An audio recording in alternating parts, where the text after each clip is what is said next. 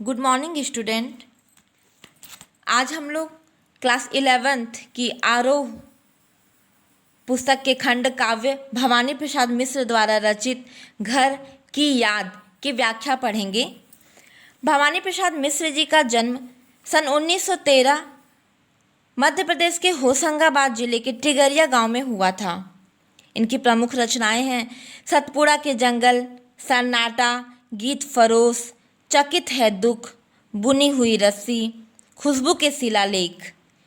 इन्हें साहित्य अकादमी, मध्य प्रदेश शासन का शिखर सम्मान, दिल्ली प्रशासन का गालिब पुरस्कार एवं पद्मश्री से अलंकृत किया गया था। भवानी प्रसाद मिश्र जी ने देश की स्वतंत्रता में अपना योगदान दिया, जिसकी वजह से उन्हें जेल में डाल दिया गया था। एक रात वो बहुत व्यथित थे।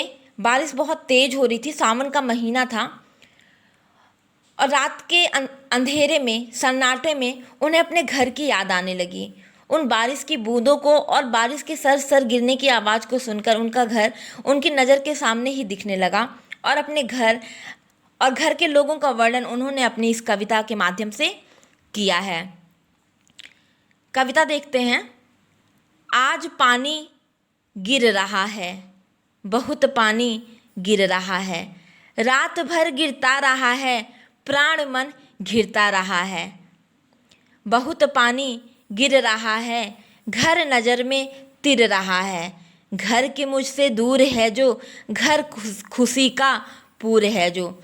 भवानी प्रसाद मिश्र जी कहते हैं कि आज बारिश बहुत तेज हो रही है और लगातार होए जा रही है। रात भर ये पानी गिर रहा है और मेरा मन बहुत व्याकुल हो उठा है, व्यथित हो उठा है, क्योंकि पानी बहुत ज़्यादा गिर रहा है और इस पानी में ऐसा लग रहा है जैसा मेरा जो घर है वो मेरी नज़रों, मेरी आँखों के सामने ही तैर रहा है। सब कुछ मुझे स्पष्ट दिखाई दे रहा है। वो घर मेरी नज़र के सामने दिखाई दे रहा है जो मुझसे दूर है, लेकिन मुझे एहसास है कि मेरा घर खुशियों से भरपूर है। मेरा वो घर जो खुशी का पूर है, खुशी से भरपूर था, आज मुझसे दूर है, लेकिन मेरी नज़रों के सामने इस बारिश में वो तैरता हुआ मुझे दिखाई दे रहा है। घर में 4 भाई, माई के में बहन आई बाप के घर, हाय रे परिताप के घर में सब जुड़े हैं, सबके इतने कब जुड़े हैं, 4 भाई 4 बहनें, भूजा भाई प्यार बहनें। फिर वो अपने भाई बहनों के बारे में बता रहे हैं कि मेरे घर में 4 भाई और बहनें हैं। मेरी बहन, सावन का महीना है, रक्षाबंधन का त्यौहार आने वाला है, उस परिप्रेक्ष्य में कहते हैं कि मेरी बहन अपने मायके आई है, ससुराल से अपने मायके आई है। यूँ तो कहने को वो अपने बाप के घर आई है, लेकिन चूँकि मैं नहीं हूँ उस घर में, मैं इस जेल में बंद हूँ, तो ऐसा लग रहा है मेरे घर में दुख है और ऐसा लग रहा है कि मेरी बहन अपने बाप के घर, अपने मायके नहीं बल्कि दुखों के घर में आ गई है। घर में सब जुड़े हैं। मेरा घर ऐसा है जिसमें सभी एक दूसरे से जुड़े हुए हैं, बहुत प्रेम करते हैं। सब के इतने कब जुड़े हैं, सब इतने ज़्यादा जुड़े हैं, ठीक है। 4 भाई 4 बहनें, भूजा भाई प्यार बहनें। मेरी 4 भाई 4 बहनें हैं। भूजा भाई भुजाओं का प्रतीक है, मतलब साहस का, मजबूती का, एक दूसरे के प्रति समर्पण की भावना का प्रतीक है, और मेरी बहनें प्रेम का प्रतीक हैं। ये उन्होंने अपने भाई बहन के बारे में कहा है। अब वो अपनी माँ के बारे में बता रहे हैं। और माँ बिन पढ़ी मेरी, दुख में वह गढ़ी मेरी, माँ की जिसके गोद में सिर रख लिया तो दुख नहीं फिर, माँ की जिसकी स्नेह धारा का यहाँ तक भी पसारा, उसे लिखना नहीं आता जो कि उसका पत्र पाता। अब वो अपनी माँ के बारे में बताते हैं कि मेरी माँ पढ़ी लिखी नहीं है, लेकिन दुख को उसने बड़ी मजबूती से सहा है। माँ की गोद में मैंने अगर रख लिया तो फिर मुझे किसी बात का दुख महसूस नहीं होता। मेरी माँ की स्नेह धारा का यहाँ मतलब जेल से घर बहुत दूर है, लेकिन मुझे अपनी माँ के प्रेम यहाँ तक महसूस हो रहा है, यहाँ तक मेरी माँ के प्रेम का फैलाव है। मेरी माँ को लिखना नहीं आता कि जिसकी वजह से वह मुझे पत्र लिख दें और मैं उनका पत्र प्राप्त करूं, लेकिन फिर भी उनकी स्नेह धारा को मैं यहाँ तक महसूस कर सकता हूँ। आगे की पंक्तियों में वो अपने पिताजी के बारे में बताते हैं। पिताजी जिनको बुढ़ापा एक क्षण भी नहीं व्यापा, व्यापा मतलब महसूस होना। पिताजी जिनको बुढ़ापा एक क्षण भी नहीं व्यापा, जो अभी भी दौड़ जाएं, जो अभी भी खिलखिलाएं, मौत के आगे न हिचके, शेर के आगे न बिचके, बोल में बादल गरजता, काम में झंझा लरजता। तो अपने पिताजी के बारे में कहते हैं कि पिताजी जिनको बुढ़ापा अभी भी एक क्षण के लिए महसूस नहीं होता, अभी भी वो किसी काम के लिए दौड़ जाते हैं, अभी भी वो खिलखिला कर हंसते हैं, मौत से वो बिल्कुल भी नहीं डरते हैं, मौत के आगे न हिचके, शेर के आगे न बिचके, वो शेर के आगे भी नहीं घबराते हैं। बोल में बादल गरजता, जैसे बादल गरजता है खूब तेज आवाज़ में, उसी तरीके से उनके बोल अभी भी निकलते हैं। काम में झंझा लरजता, झंझा मतलब आंधी की तरह, उनका काम जो है अभी भी एकदम आंधी की तरह तेज रफ्तार में चलता रहता है। तो इस तरीके से वो अपने पिताजी का वर्णन करते हैं। आगे अपने पिताजी का और वर्णन करते हुए कहते हैं, आज गीता पाठ करके, दंड 260 करके, खूब मुगदर हिला लेकर, मूठ उनकी मिला लेकर, जबकि नीचे आए होंगे नैन जल से छाए होंगे, हाय पानी गिर रहा है, घर नज़र में तिर रहा है। अपने पिताजी के बारे में आगे वो कहते हैं, चूँकि वो अपने आप को अपने घर में महसूस करते हुए कह रहे हैं उस बारिश में, कि आज मेरे पिताजी ने गीता पाठ किया होगा, आज गीता पाठ करके, और दंड 260 करके। ठीक है, ये एक तरह का व्यायाम है, वो 260 बार उनके पिताजी ने किया होगा। खूब मुगदर हिला लेकर, मुगदर एक लकड़ी का मजबूत होता है और उसका एक मुट्ठा होता है, ठीक है, उस मुट्ठे से उस लकड़ी को पकड़ के उन्होंने खूब व्यायाम किया होगा। और ये सब करने के बाद, गीता पाठ करने के बाद, व्यायाम करने के बाद, दंड करने के बाद, वो जब नीचे आए होंगे, नैन जल से छाए होंगे, उनकी आँखों में जल एकदम भरे होंगे, हाय पानी गिर रहा है, घर नज़र में तिर रहा है, हाय ये कितना पानी गिर रहा है। वो बहुत दुखी हो जाते हैं ये सोच करके कि मेरे पिताजी ने सब कुछ तो किया होगा, उन्हें बुढ़ापा एक क्षण के लिए भी नहीं महसूस होता, लेकिन ये सब सारा करके जब वो नीचे आए होंगे तो कहीं ना कहीं एक बार उनकी आंखों में जल भर आए होंगे। ठीक है, 4 भाई 4 बहनें, भुजा भाई प्यार बहनें, खेलते या खड़े होंगे, नज़र उनको पड़े होंगे। जब वो नीचे आए होंगे, उनके पिताजी जब नीचे आए होंगे तो उन्होंने देखा होगा कि मेरे 4 बेटे, मतलब कवि की 4 भाई बहनें, ठीक है, पिताजी के उनके 4 बेटे और बेटियां आपस में बड़े ही प्यार से हैं, खेल रहे हैं, एक साथ खड़े हैं, नज़र उनको पड़े होंगे, खेलते और एक साथ खड़े हुए, एक साथ कार्य करते हुए उनकी नज़र में पड़े होंगे।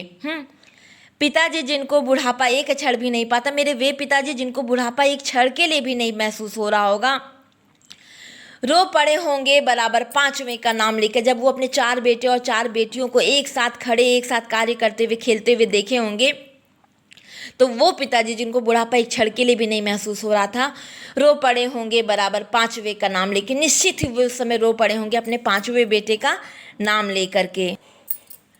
5वां मैं हूँ अभागा, जिसे सोने पर सुहागा, पिताजी कहते रहे हैं, प्यार में बहते रहे हैं। वो 5वां पुत्र जिसके बारे में सोचकर मेरे पिताजी रो दिए होंगे, वो 5वां अभागा दुर्भाग्यपूर्ण पुत्र मैं हूँ, जिसे सोने पर सुहागा। सोने पर सुहागा मतलब एक कहावत है कि कोई अच्छा कार्य हो उस पर और अच्छा कार्य हो, तो उनके सारे पुत्र पुत्रियाँ अच्छे थे, उस पर भवानी प्रसाद मिश्र जी का जन्म हुआ, तो वो उसे सोने पर सुहागा कहते थे। लेकिन आज वो मुझ जैसे अभागे पुत्र का नाम लेकर के रो पड़े होंगे। आज उनके स्वर्ण बेटे लगे होंगे उन्हें हेठे, क्योंकि मैं उन पर सुहागा बंधा बैठा हूँ अभागा। आज उन्हें अपने ही बेटे उन्हें सुख नहीं दे पा रहे हैं। ठीक है, वो बहुत दुखी हैं कि उनका एक बेटा जेल में बंद है, क्योंकि जिसे वो अपने इन बेटों पर सोने पर सुहागा कहते थे, आज बंधा बैठा हूँ अभागा, आज मैं जेल की इन दीवारों के बीच में बंधा बैठा हूँ। अब वो अपनी माँ के बारे में कहते होंगे कि और माँ ने कहा होगा दुख कितना बहा होगा, आंख में किस लिए पानी वहाँ अच्छा है भवानी। कहते हैं कि जब पिताजी इस तरीके से रोने लगे होंगे अपने 5वें पुत्र मेरे बारे में सोच करके, तो माँ ने कहा होगा, उन्हें धीरज बंधाया होगा, उन्हें समझाया होगा कि इतना दुख मत कीजिए, आंख में किस लिए पानी वहाँ अच्छा है भवानी।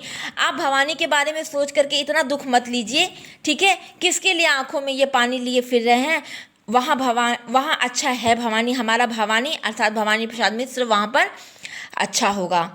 वह तुम्हारा मन समझकर और अपनापन समझकर गया है, सो ठीक ही है, यह तुम्हारी लीक ही है।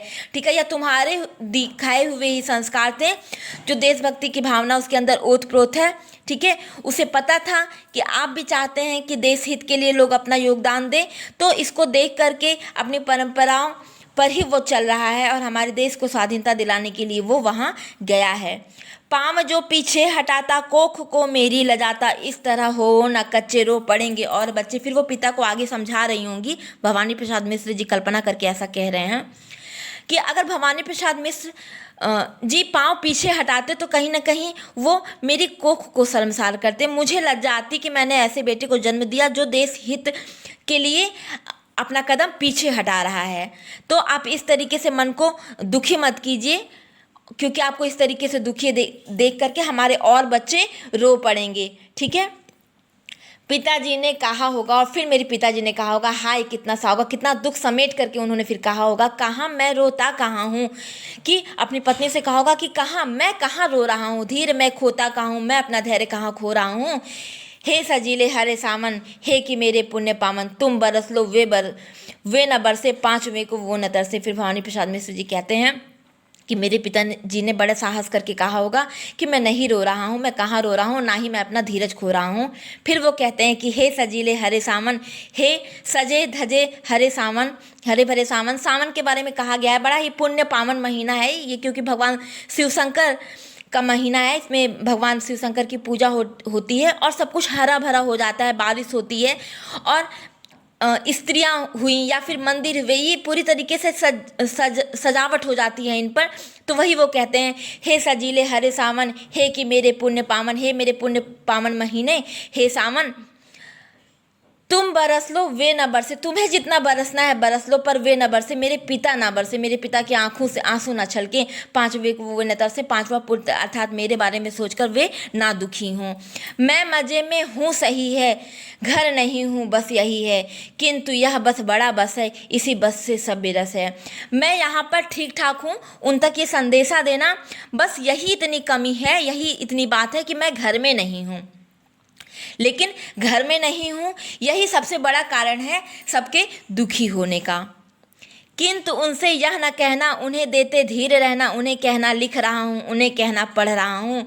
ठीक है, उन्हें सब कुछ कहना, लेकिन मेरी जो यहाँ पर विपरीत बुरी परिस्थितियाँ, मैं कैसी परिस्थितियों का यहाँ सामना कर रहा हूँ, इसके बारे में तुम मेरे पिताजी से सामन कुछ मत कहना। उन्हें धीरज देना, उन्हें कहना कि आपका बेटा वहाँ ठीक से है, सुखी है, वह लिख रहा है, अपनी कविताओं को पढ़ रहा है और जिस उद्देश्य से गया है उस उद्देश्य को वो पूरा कर रहा है। काम करता हूँ कि कहना, नाम करता हूँ कि कहना, चाहते हैं लोग कहना, मत करो कुछ शोक कहना। फिर वो आगे कहते हैं कि हे सावन, मेरे पिताजी से कहना कि मैं यहाँ काम कर रहा हूँ, उनका नाम कर रहा हूँ, जैसा लोग चाहते हैं मैं वो सब कुछ कर रहा हूँ, तो किसी प्रकार का शोक मेरे पिताजी ना करें। और कहना मस्त हूँ मैं, काटने में व्यस्त हूँ मैं, वजन 70 शेर मेरा और भोजन ढेर मेरा। और उनसे कहना मैं यहाँ पर मस्त हूँ, समय मेरा बहुत अच्छे से कट रहा है, वजन मेरा 70 शेर हो गया है और भोजन भी मुझे यहाँ पर ढेर सारा मिल रहा है। कूदता हूँ खेलता हूँ, दुख डटकर ठेलता हूँ, और कहना मस्त हूँ मैं, क्यों न कहना अस्त हूँ मैं, यूँ न कहना अस्त हूँ मैं। उनसे कहना कि मैं यहाँ खेल रहा हूँ, सारे कार्यों को, सारे दुखों को मैं एकदम अच्छे से सह ले रहा हूँ, दूर कर दे रहा हूँ अपने से। और कहना कि मैं यहाँ मस्त हूँ, ये मत कहना कि अस्त हूँ मैं। तुम हे सामन, तुम मेरे पिताजी से ये मत कहना कि मैं यहाँ दुखी हूँ, बस तुम उनसे यही कहना कि मैं यहाँ बहुत ही मस्त पूर्वक हूँ, मैं बहुत यहाँ सुखी हूँ। हाय रे ऐसा न कहना है कि जो वैसा न कहना, कह न देना जागता हूँ, आदमी से भागता हूँ। आगे वो कहते हैं कि तुम उनसे ऐसा मत, जैसा है ऐसा कुछ भी मत कहना, कह देना, ये मत कहना कि मैं रात भर जागता हूँ, लोगों से दूर भागता हूँ, मुझे यहाँ अच्छा नहीं लगता। सब वहाँ पर तुम अच्छे से मेरे बारे में उन्हें बताना। कह न देना मौन हूँ मैं, खुद न समझूँ कौन हूँ मैं, देखना कुछ बक न देना, उन्हें कोई शक न देना। हे सामन, देखना उनसे ये मत कह देना कि मैं यहाँ बिल्कुल खामोश हो गया हूँ यहाँ की यातनाओं को देख करके, किस तरीके से ब्रिटिश शासन का यहाँ पर हमारे ऊपर उनका शासन चल रहा है, इसके बारे में तुम कुछ भी मत कहना वहाँ पर। देखना सावन, कुछ जाके उल्टा सीधा मेरे पिता के सामने मत बोल देना, मेरी इस दशा के बारे में मत बोल देना कि मुझे अब लोग नहीं अच्छे लगते, मैं अब अकेला हूँ, मैं बिल्कुल मौन हो गया हूँ, ऐसा कोई भी उन्हें दुख मत देना। हे सजीले हरे सावन, हे कि मेरे पुण्य पावन, तुम बरस लो वे न बरसे, पाँच वे को वो न तरसे। हे सजीले सावन, तुम उनसे जाकर मेरे पिताजी से मेरे बारे में अच्छा अच्छा ही कहना, मेरे दुखों का वर्णन मत करना। तुम्हें जितना भी बरसना है सजीले सावन, हरे सावन बरस लो, लेकिन मेरे पिताजी की आंखों में आंसू ना आए, पांचवें को लेकर वे ना तरसे। तो इस तरीके से भवानी प्रसाद मिश्र जी ने अपने पिता, अपने परिवार, अपने भाई बहनों का वर्णन किया है और किस तरीके से उन्होंने सावन से अपना संदेशा अपने घर पहुंचाने की बात कही है। यही इसकी व्याख्या थी। धन्यवाद।